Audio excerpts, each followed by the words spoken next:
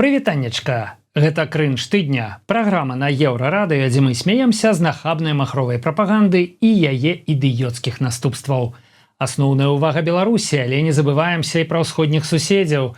Чым далей, тым больш крынжова выглядае тое, што яны выдумляюць і робяць. Зараз будзем разбірацца, што да чаго. Спрабуючы паліць брудам беларускія дэмсілы, лукашысты не ды прагаворваюцца ці самі пра сябе, ці пра сваіх бліжэйшых і любімых саюзнікаў з Крамля. Вось, напрыклад, депутат Олег Дьяченко. Дело в том, что, призывая к демократии, они сами отнюдь не демократы. Вот если бы эта свора дорвалась бы к власти через переворот, страна была залита бы кровью. Это однозначно. Технофашисты. Ну, не можаш цэлы депутат не разумець, хто заліў Украіну крывёю. Ну і, адпаведна, тыя ж самыя неназваныя злодзеі ў 2020 годзе залілі б крывёю Беларусь.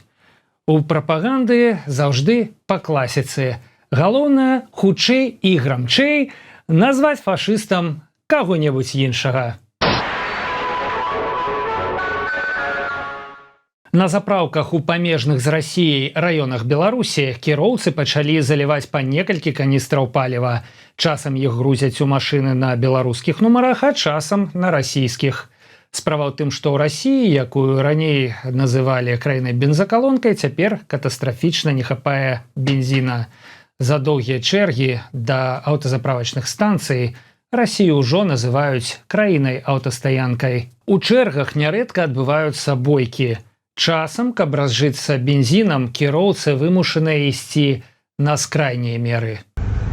Тип заезжает, заправляет машину, потом выезжает, становится, высасывает бензин, приезжает, опять становится, заправляется, опять высасывает.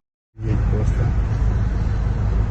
Ну, смотри, давай, соси, а то, не дай бог, весь бензин закончится. Прапагандыст Григорий Азаронок як у ваду глядзеў са сваім мемным маналогам. Но ведь сосете вы!